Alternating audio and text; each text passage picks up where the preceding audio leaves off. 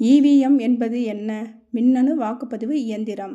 மின்னணு வாக்குப்பதிவு இயந்திரம் முதலில் எப்போது பயன்படுத்தப்பட்டது? 1998.